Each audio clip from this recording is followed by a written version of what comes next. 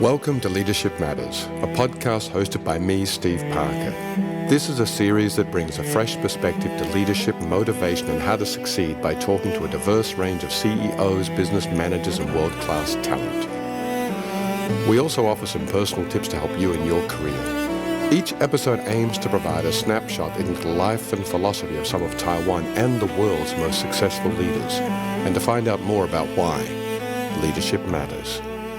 I'm really excited to have Paul Vanderbroeck in the studio today. We're actually at the House of Storyware today. Thanks for coming in, Paul. I really appreciate your time. I'm so happy to be here, Stephen, here in this is a lovely place in Taipei, and I really look forward to our conversation, and thank you for having me. My pleasure. Now, I mean, you've come from an HR background. You took that and turned it into kind of leadership coaching and training. You do some work with IMD, with teams and with individuals. Yes. You've written books. You're Dutch, and you speak about 15,000 languages as well. You're one of these people that when I look at your CV, I think, what have I been doing with my life? So thank you for spending your time. I know you're on holiday, but thank you for taking the time out to come in the studio and spend some time with us. Super glad to be here, and so I look forward to your questions and the opportunity to have an interesting conversation with you. So I think what I wanted to cover is kind of three things today.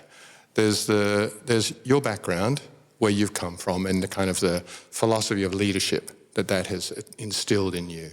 The second thing is your interest in DEI, and specifically with the women's networks that you've been involved in. And the third thing, of course, is we're going to talk about this beautiful book here, which I love, Lead Like Julius Caesar, where it takes a historical perspective of leadership and gives it a modern twist. So I think maybe I'll start with a little bit about you. Sure. Where have you come? I mean, this journey of working in major corporations as a director and taking that step to come out and being a leadership coach, what made you kind of decide that you would leave the corporate world and then come back and save them? So, as you said, so I've had a career in corporate, in HR for about 15 years. And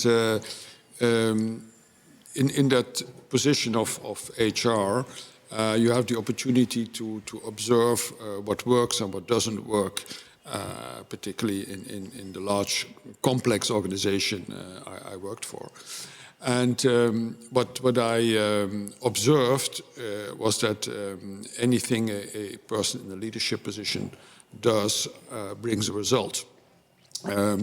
The only thing is it's not always exactly the result that person had hoped for or had planned for.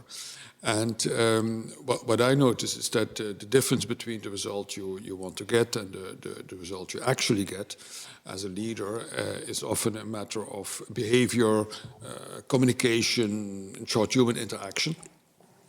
And I found that fascinating. And so I decided to focus on that, and the best opportunity to do so is to be a consultant specializing in leadership development and working actually with leaders and organizations. Did anybody think you were crazy coming out of these I would imagine the reason we're stable, right? You're in big corporations, you've got a stable income, and then you come out and set up your own business to go back and advise. Were there any? Yes. I had such reactions, and actually after the first year out, that thought crossed my mind itself, because it does take a while before you get yourself up and running as a business. But ultimately, I'm very glad I took that decision, and it was the best for me. So before we talk about the kind of the leadership philosophy that you've had, and you mentioned a couple of things just now, behavior and communication, but the process of starting up your own thing. You just mentioned that after a year you were kind of almost concerned yourself. What kind of advice do you give to people who are out there, who are trying to do something, who have a passion or have a desire or have what they think is a need that the world has? What kind of advice would you give to them in terms of setting up and developing a business? I think what the advice I would give is to focus on the things you're good at, or particularly the things you are interested or passionate about, because when you're interested and passionate about things, it's easier to be good at something. And when you start a business, your first concern is about income, so you take anything that comes around and for which you can send an invoice.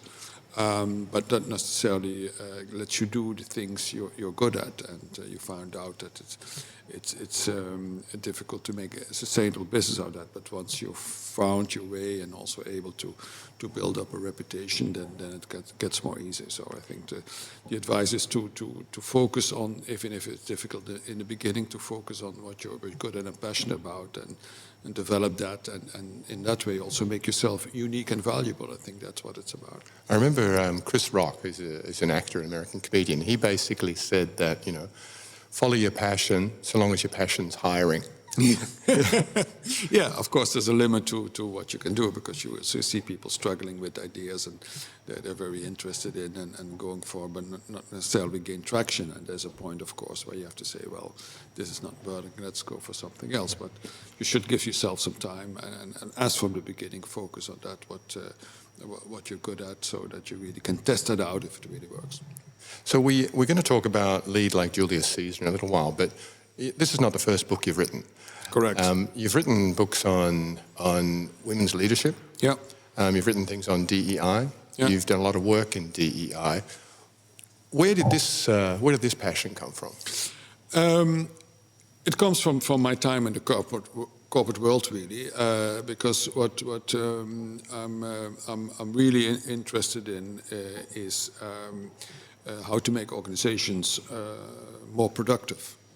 They become more efficient, and that brings you into leadership, because it's an important lever for productivity, but it also lets you look at other things. And then what I noticed, particularly in those large organizations I worked for, is that, to my mind, strangely enough, they use only part of the available talent, whereas if you want to maximize your productivity, you should get the best people to work for you. And if you only source those people from 50% of the available talent, you're not doing the best you can to become more productive. So I thought, well, why is that? Why are they using one half, which is essentially the male half, and why not underutilize the female half? And so I got looked at what's happening there, and that got me into that space, into essentially to work for gender balance, DEI, if you will,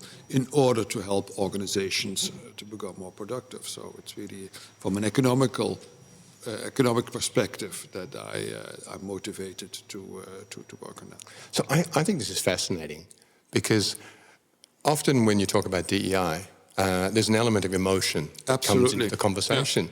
Yeah. And you've come of it, I mean, it may be the right thing to do, but you've come at this from the perspective of, there's an available pool of talent out there that we're not utilizing. You've analyzed it, you've looked at results, and from what I've read in your book, you've realized that organizations that are more successful are more diverse. Indeed.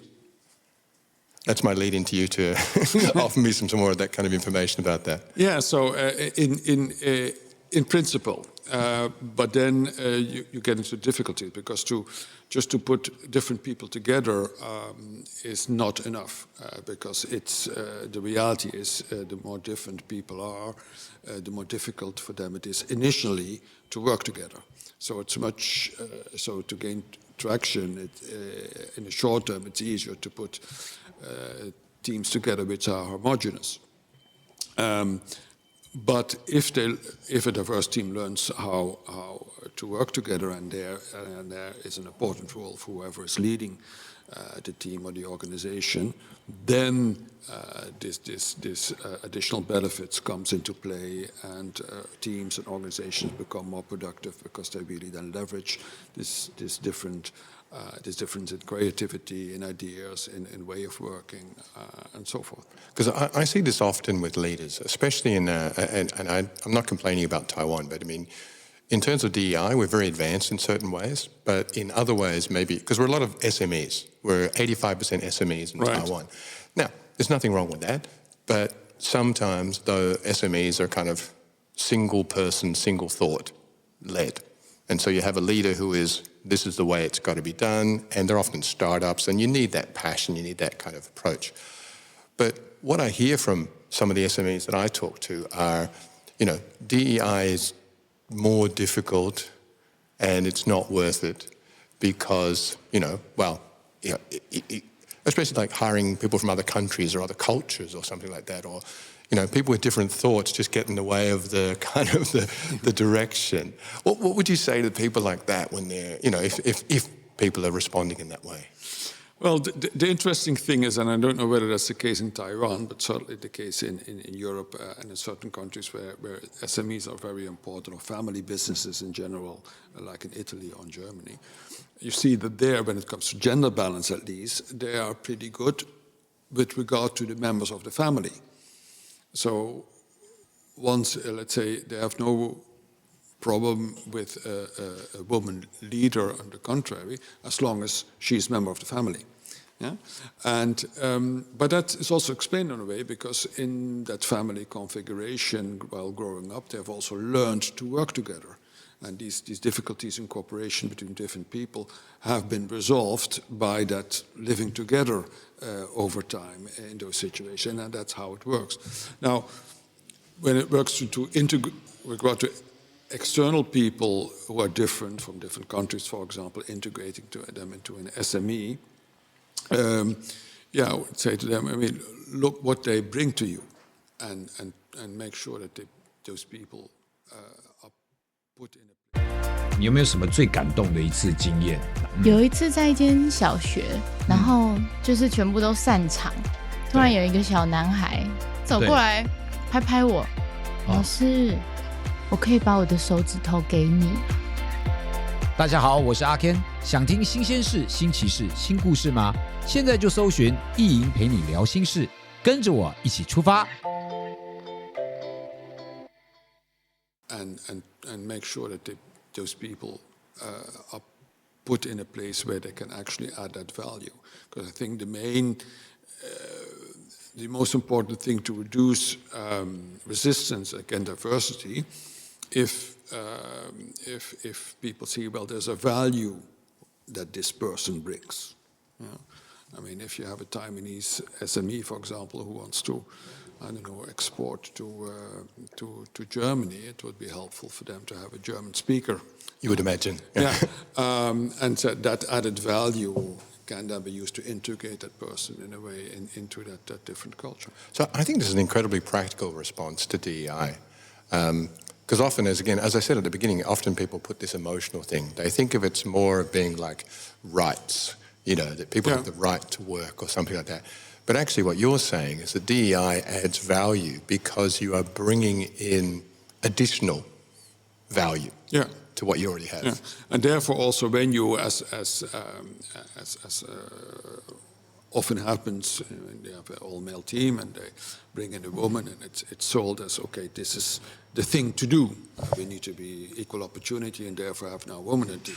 That puts both the team and the woman at a disadvantage because there is the idea, okay, well, she's there because of the fact that she's a woman, not because of her competencies. Whereas if you would say, look, we're bringing in a woman, and purposely so not a man, because we have too many men anyway, and we need a woman in order to have a more diverse team and therefore a better team, that's a totally different sales pitch and more realistic as well. And it makes more, okay, yeah, that makes sense, It's, I've heard, and again, I spent some time at IMD, and that's our connection. That's how we connected. I did the kind of the OWP program, and you reached out to me as an alumni. So thank you for doing that. When I was there, I remember looking at a case study which was about a traditional paper company, and I think it's something that's often kind of quoted through some of the professors at IMD. And it was basically their company. It was they were a packaging company. It was going downhill. I wish I could remember the name, and I'll put the name in the link. But, they were struggling, many, many years struggling. And then, the management made a decision to bring in, they looked at their board, they looked at their management and saw that everybody looked exactly the same. Yeah. Right? And they're all of a certain age and they're all of a certain background. And they realized that, hang on, what's going on here? We've got all these people and we're failing.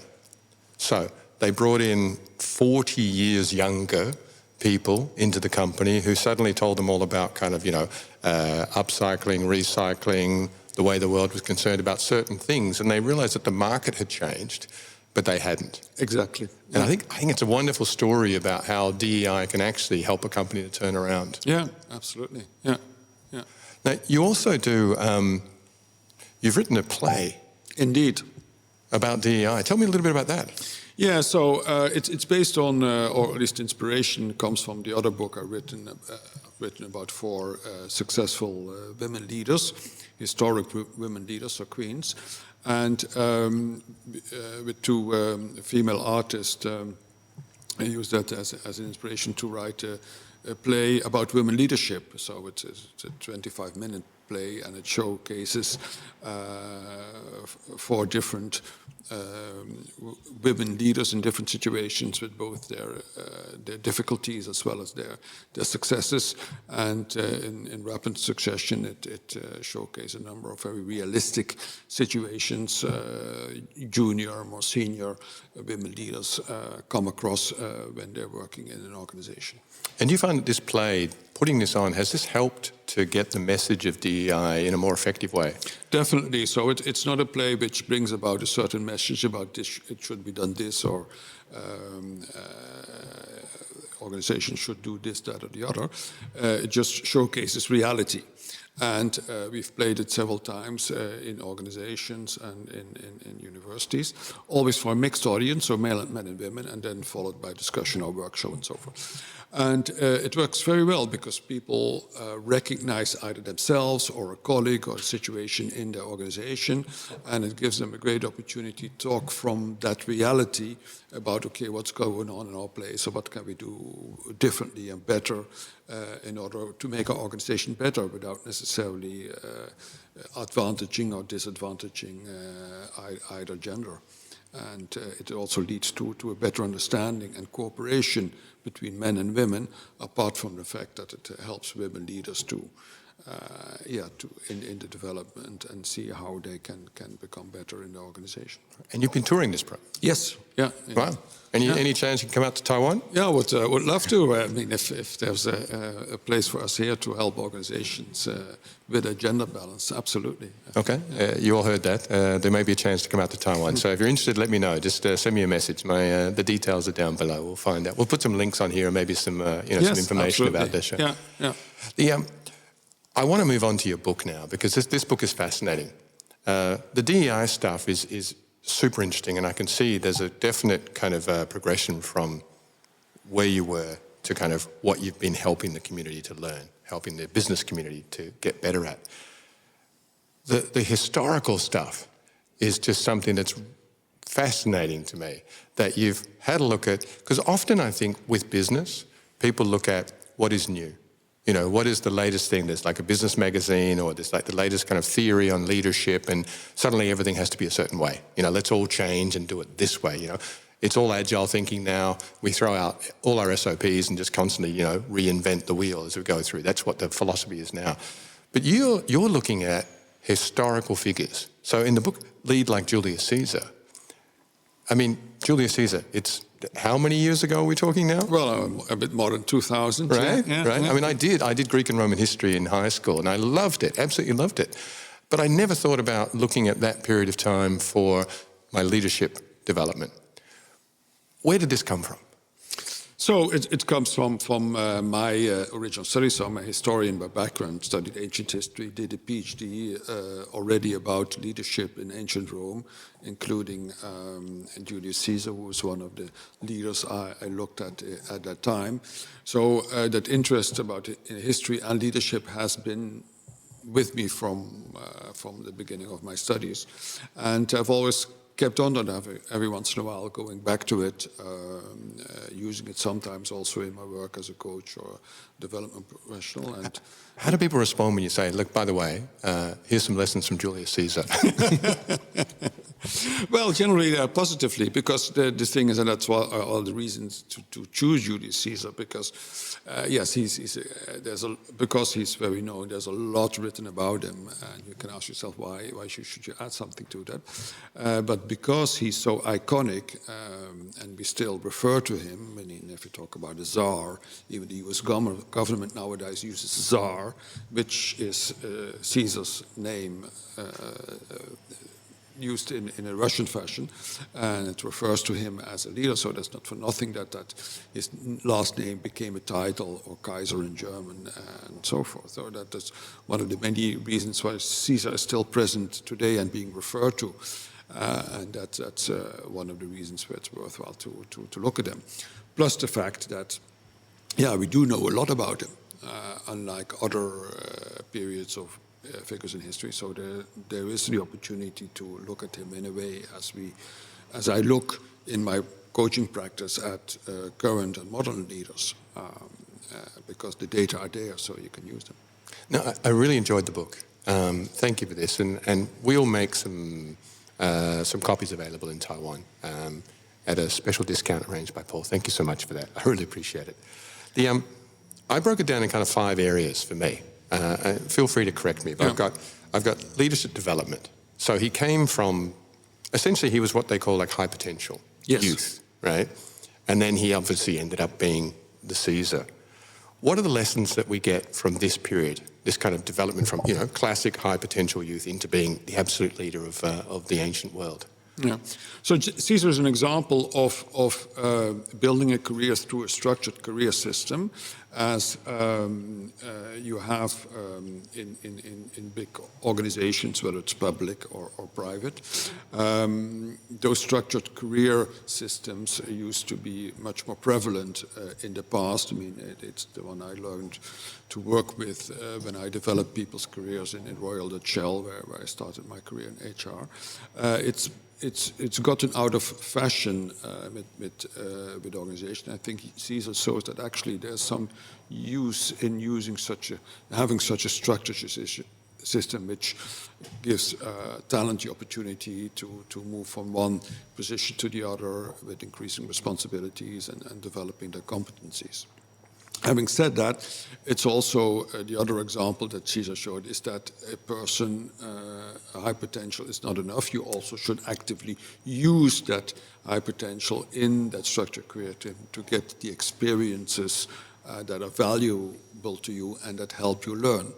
And I think for young leaders, one of the things which really came out of that, and I would put forward as a thing to bear in mind, that when you start your career, so you first, second, or third job, make sure that you get into a position where you can actually do something operational, deliver, that you can get results. Because there is a tendency to put younger talent often in, let's say, staff positions where they do analysis and all very useful and interesting stuff, and they can build a network, but this operational part is often missing, and it's really there that you can, on the one hand, find out what you're good at and not so good at and need to develop, and secondly, where you can also gain visibility to more senior people, because at the end of the day, organizations are able to are interested in what you're able to deliver, not necessarily what you're able to think of.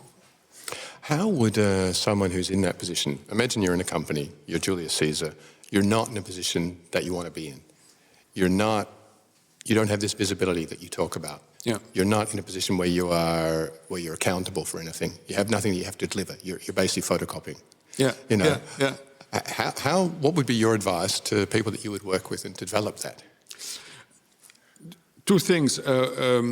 One is get to know the organization better, start talking to people, see what's out there, and see how the organization works when it comes to assigning jobs. Some organizations are very centralized, where HR decides who goes where. Other organizations are a bit more individual, and you need to find your own way. Either or, find a way in your organization that gives you the opportunity to move to a more operational job. Should that be more difficult or not possible, then see what you can do within your current job to be more operational and actually deliver stuff. And see what you can do with those photocopies you're making and turn it into something more tangible. Make paper airplanes. Yeah, exactly. Yeah. Or do something design. Yeah. or read what's on the copies and see whether there's something there. Right, that's a great opportunity actually to learn, right? Yeah. If you're photocopying blindly, but you haven't actually looked at what you're photocopying, you're not learning, right? Yeah. Yeah. That's interesting. Yeah. That's super interesting. Yeah. But taking the initiative for your own career is very important. Yeah. At what point, and you don't have to answer this necessarily, but at what point would you say, this is not the organization for me? Is there a point where if you've tried a couple of these techniques, you've tried to learn something, if you're photocopying blank pieces of paper, if you're just, processing things that don't have any meaning and value and stuff, at what point and how long do you think people should kind of put up with that? Well, I think when you are at the junior level, so before you turn 30 or something like that, probably after a year you should know.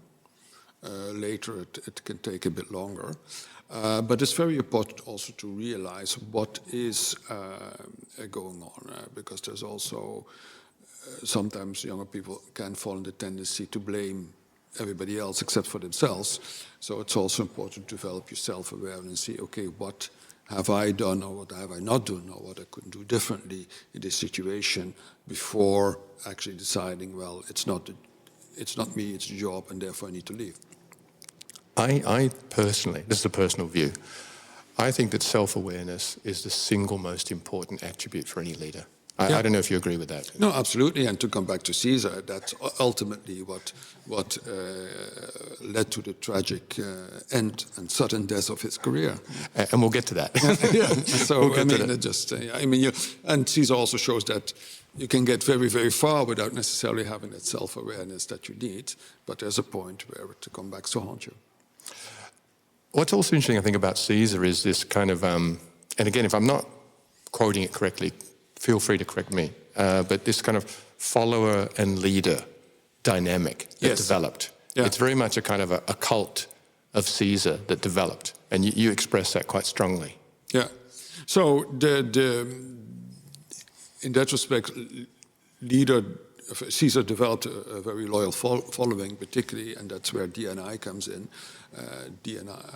Diversity, using different talent was one of his strengths. He gave people of a lower social status opportunities others didn't, and therefore he got access to that talent which others didn't. But at the same time, these individuals were loyal to Caesar because they were dependent of him for their careers. As a result, and that's with any follower, the feedback they give, the advice they give is biased because there's a self-interest built into that. And that's something which Caesar didn't capture. And therefore he was pushed into situations by that self-interest from his followers, which perhaps if he would have had a more objective perspective would not have done or done differently. And that also goes on to show even if you're very powerful as a leader, you're perhaps not as independent in your decision-making as you may think. How do you avoid this trap? And I've been a CEO. I've run reasonably large organizations. You've been involved in huge corporates. How do you avoid that trap of just you build a community around you who support you? They all tend to agree with you because they're basically you pay the checks and How do you as a leader, how do you avoid falling into that trap? How do you avoid the Caesar trap? To become aware, first of all, that the feedback and your advice you get, how well meaning it may be and how well founded it may be, is at the end of the day subjective. Any feedback you get is subjective, and to be aware of that and to find, okay, what would be the subjectivity behind the specific feedback I'm getting, and does that potentially lead me on a wrong path? So that's one thing. And the second thing is to get, again, diverse feedback. Diversity, again, comes in. Different perspective. Have a core jester who tells you the opposite of what everybody else is telling you. And then from that, come up to a better decision. Yeah, I think this idea, the court jester system, I think is amazing. I think it's fantastic. Someone who their sole job is basically to ridicule you. And make you see what's kind of... And I think any leader who is beyond being ridiculed, I think has some serious problems. That's one of my lessons I got from this book. Absolutely, yeah.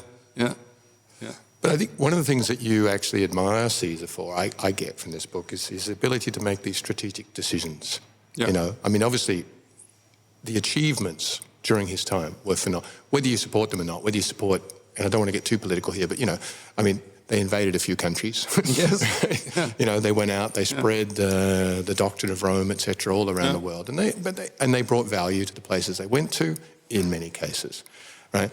But these strategic decisions that he made, you obviously admire his ability to make those.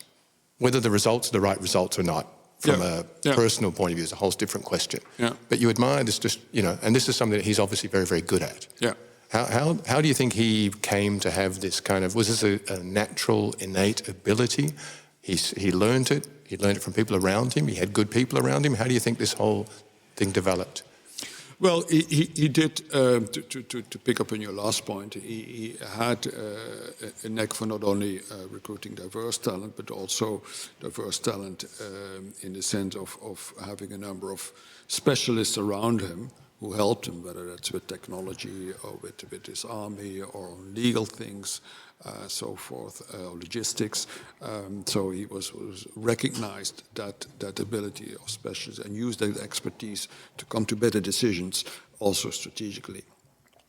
Secondly, with regard to himself, apart from innate talent and being smart and having a good education, I think these early career experiences helped him because, and that's also something which is worth adding from the point of view of early career development, is that he took risks.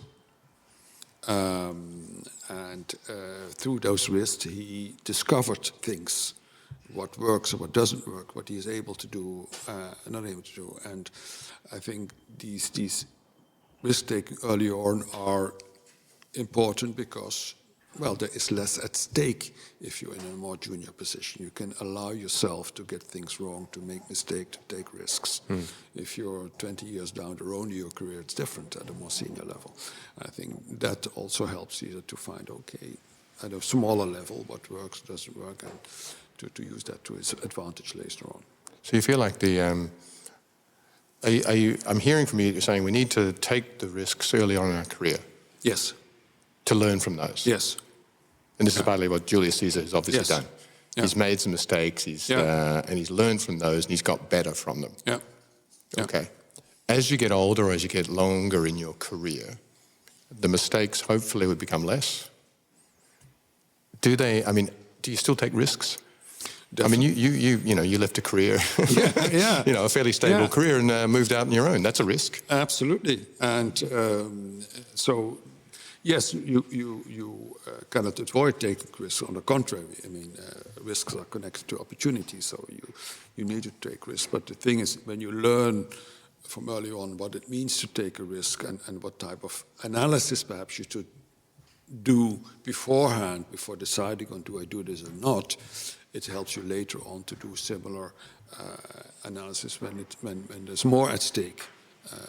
But also the opportunities are obviously bigger. So leadership style. I mean, every leader has a different style. And you delve into kind of Julius Caesar's style. Yeah. How would you characterize his style? And I'm not going to make you compare him to a single leader that's in the world today, but how would you characterize his style in terms of our common modern geopolitical situation? Yeah.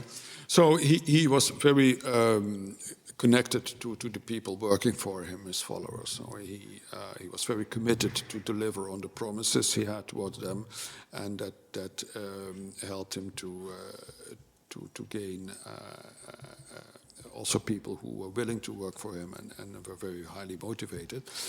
He had a reasonable ability to find the right people to work for him.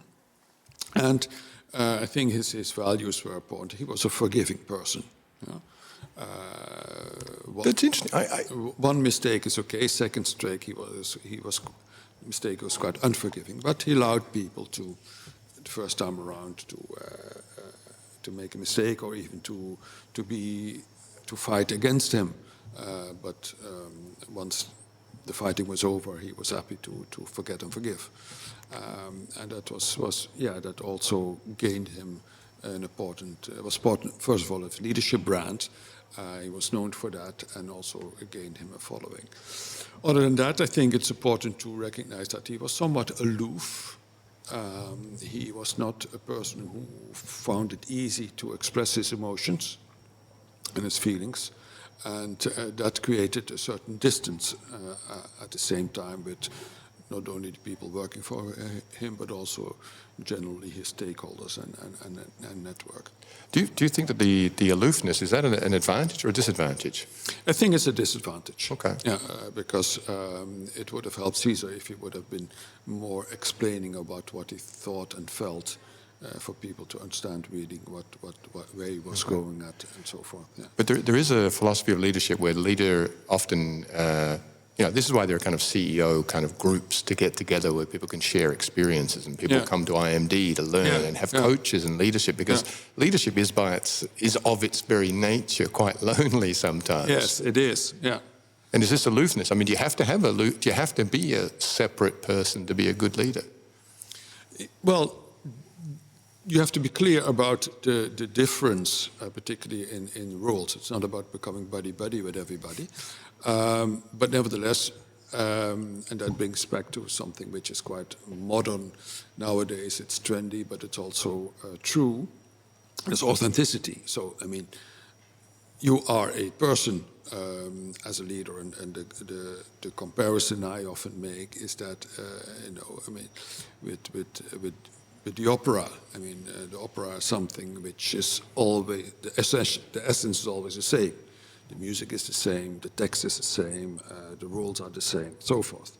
However, when you go to see the same opera a few times with different people singing, acting, you get totally different experiences. Because the person impersonating the role with their voice and the way they act is quite different. And it's the same with leadership. You put your person in there, and therefore it's important to show that person by indeed also giving people an indication of what you feel and think. It's not about blurring out everything that's come up in you, but you should do that in a constructive and controlled way. But nevertheless, support people to know what you feel and think, whether you're happy or not, and why. I think this whole thing about what you share, when you share it, and how we share it. Right. There should be, I know there are classes in this, but I get this question all the time from people that I work with, well, people want me to be authentic. I was authentic. And you've got to be, so I think with presentations, I always tell people that you want to be just like you and authentic, but maybe 10 times bigger when you're presenting. If you want to be a leader, you almost have to be authentic, but maybe 10 times less. You don't want to be sharing. You can't share everything that's going on in your life. Your dog is at home, your dog is sick. Is this an appropriate thing to share in a business meeting? Maybe not, But it's authentic. I think people get confused by this kind of authenticness. Yeah. And with that respect, it's important to find the right balance between TLI and TMI, too little information, too much information. Right. I think we've moved off a little bit from Caesar here, but this is an interesting topic for me, because this idea of what you share, how much you share. And the question is, I always think of this thing like, what's in it for me? So if you're self-aware, you can put yourself in a position where, is this information actually relevant, important, influential for the person that you're actually speaking to? And I think that's maybe a question that leaders have to ask themselves. You could be authentic, but, are you sharing something that, I just got a raise when you're firing people is not the way to go. Yeah, exactly. And that's why, it's important that you are, and that's also something I see leaders often struggling with, is role understanding. Do I know what it is to be in a leadership position? Do I understand what that means? And do I understand that whatever I do, whatever I say, is being seen and interpreted from the perspective of that I have this position, particularly towards direct reports. Right. It's my boss telling me he is happy or unhappy. It's not Susan or Joe doing that, Right. And that's... One should be very aware of that. Yeah. This is I see this trap with a lot of leaders who want to be liked. Yes. And they, the staff love my jokes. Okay, I always ask them, do you sign the checks? Yeah. Are you the one that sends out the salaries? Yeah. Well, yeah. They'll always find your jokes funny. Yeah. Ask yourself whether it's appropriate to be telling jokes. Yeah, That's all. exactly. You know? And the opposite happens too. People say, well, I am the leader here, so I should absolutely not say anything or share anything. I should, My job is to be formal and, it's interesting. Yeah. Now, I think one of the things that, as we kind of come to, not the end of the book, but the end of my kind of summation of the book, is that one of the things about Caesar is really this idea of being a cautionary tale. Yes. You know, you obviously, I feel like you have a genuine liking for him. You know, I can feel the kind of your love for Caesar. And I can also feel that you really, I don't want to say disappointed, but you feel for him in the mistakes that he made towards the end, or maybe they were all the way through his career, but he they resulted in, it's not a great way that his life ended. Yeah. What can we learn from the cautionary tale of Julius Caesar as a modern leader? There are, of course, several things, but one of the things which would say, first of all, based on what you just said, is that what ultimately brought his career to an end. So suddenly, was it something which happened only then, or was it something was with him throughout his career? Actually, it's the latter. Yeah. So that's a very difficult point, because when I work with leaders,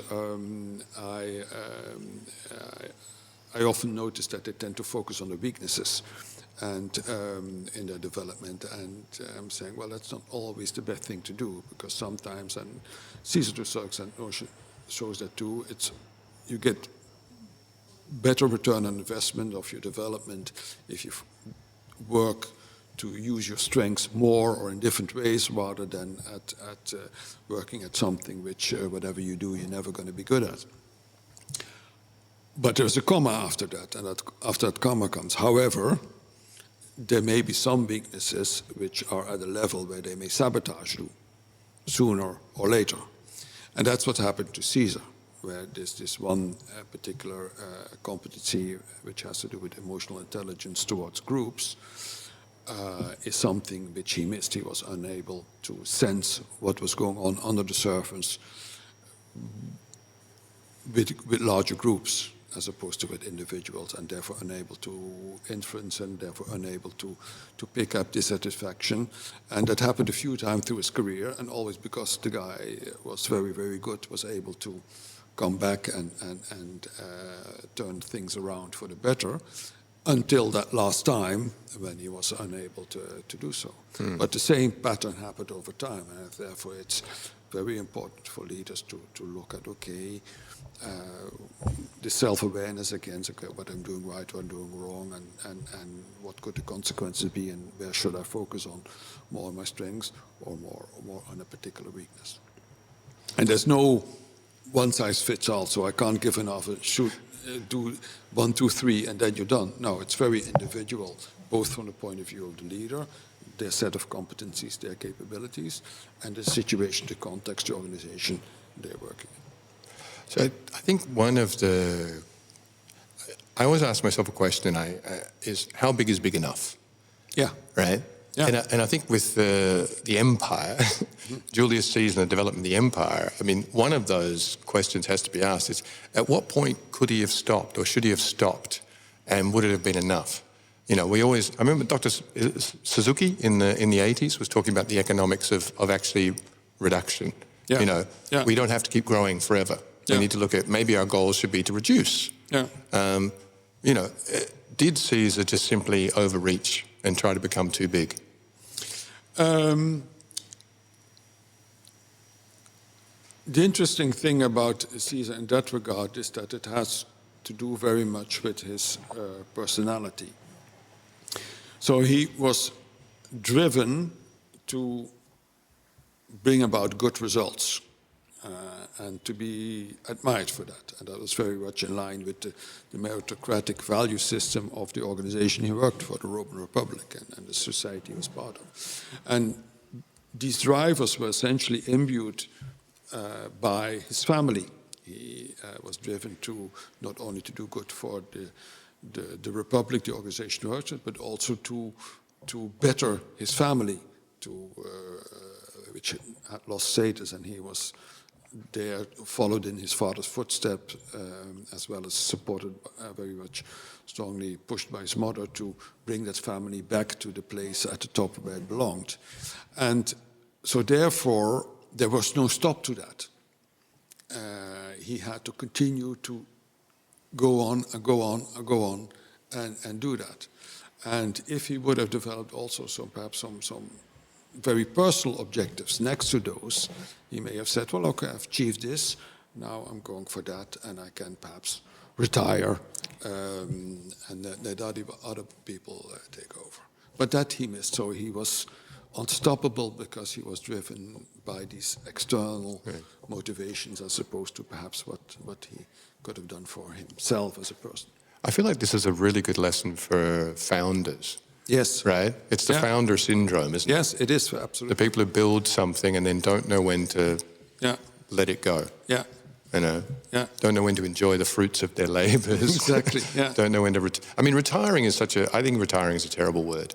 You know, I don't think people retire now, but to pull back, do other things, adjust what you do, pass on. Right? Indeed. Yeah. Do you think was there an opportunity or a moment where you thought that Caesar, you know, you're such an expert on this, was there a moment when he could have passed on the baton to somebody else? Yeah, in a way he was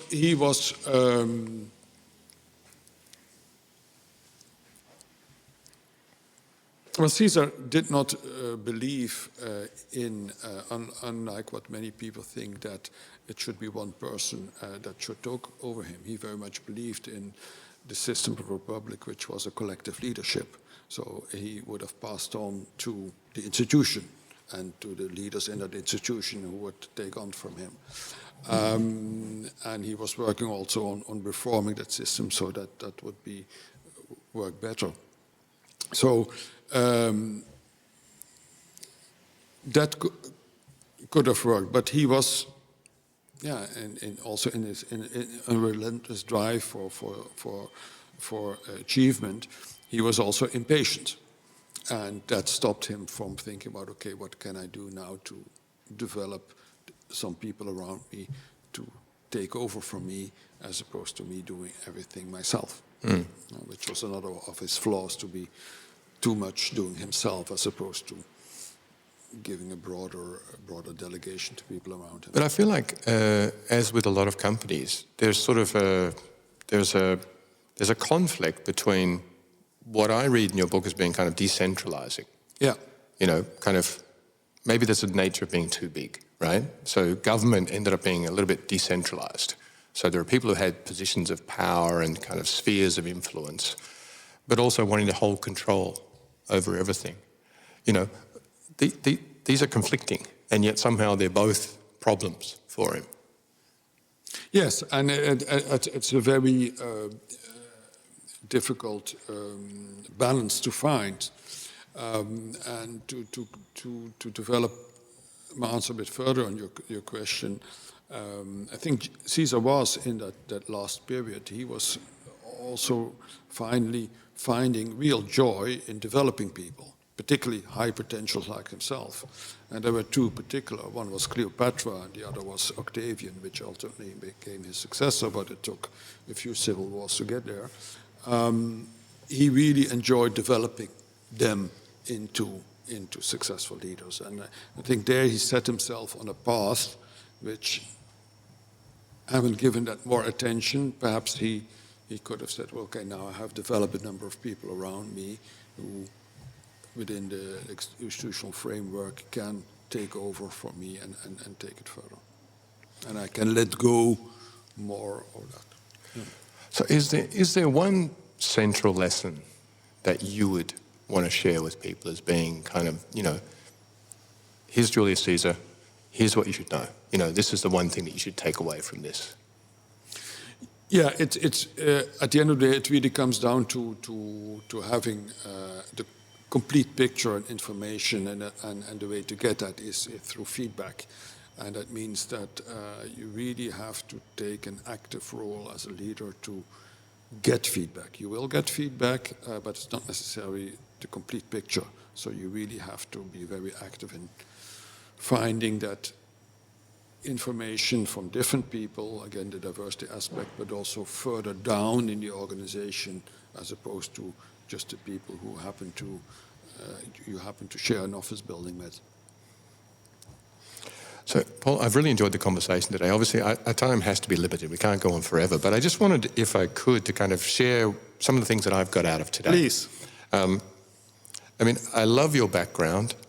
You've worked in international corporations, and then you took a risk and went out and did something on your own. But you had the skills, you had the knowledge, and you had the passion to carry that through. And I think that's a great lesson. Your passions obviously led you to developing work and books and plays in the DEI area. DEI, D&I, these are all the same things. Some people call it EDI. We'll put some links down below so that you know what we're talking about. But it's basically the diversity, equality, and inclusion space. Very important to you. Your message for that is that it's not really about people's rights or doing what is right. It is really about the diversity adding value to the organization as a whole. Yes. Some of your lessons later on from Caesar, I think, really bear that out. Whereas Caesar had included more people, more diverse opinions in his later management, certainly, that he may not have come to the sticky end that he came to, right?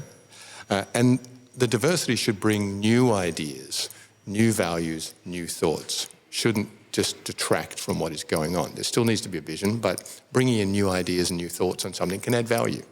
I think that's a great lesson for us. We talked a little bit about leadership development.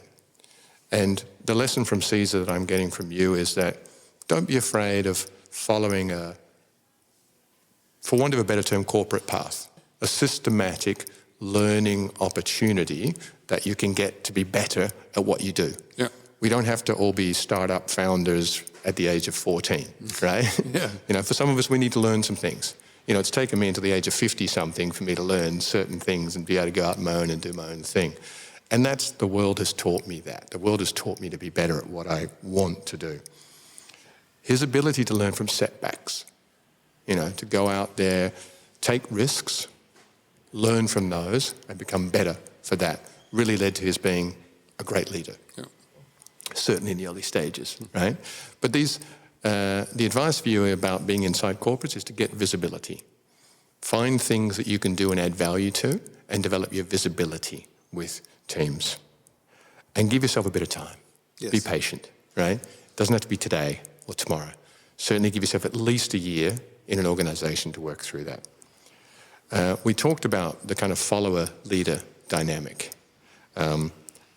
This is developing a base that's going to support you, but don't be slavish. Don't be enslaved to that base. You need to have your supporters, but also keep that diversity of opinion. Keep people around you that can help you.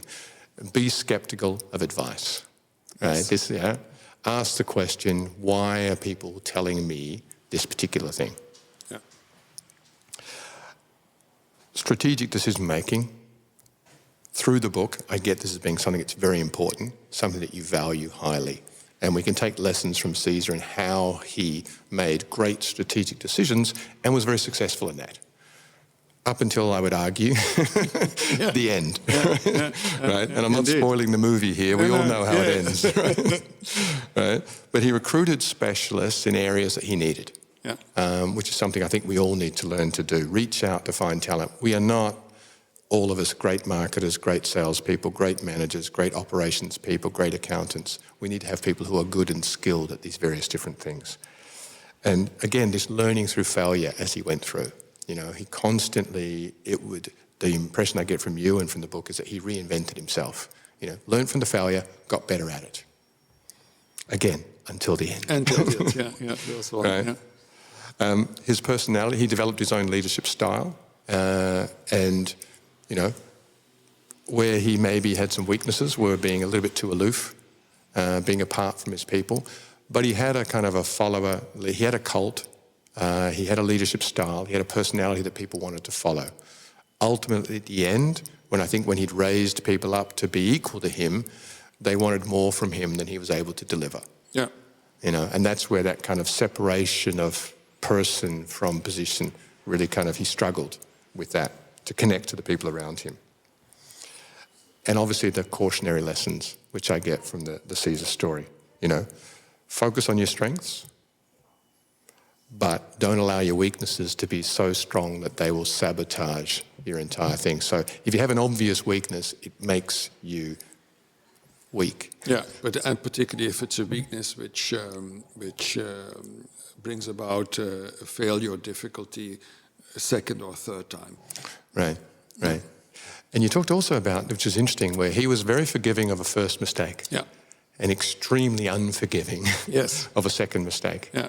That may be a little bit quick in my book. I usually give 2 or 3 times. but certainly allow mistakes, and allow people to come to you and tell you about those mistakes, and we can all learn from that. Yeah. And the last thing I kind of took out of all this was this really the founder's syndrome, where he was, I own this, I do this, I'm in charge of all of this.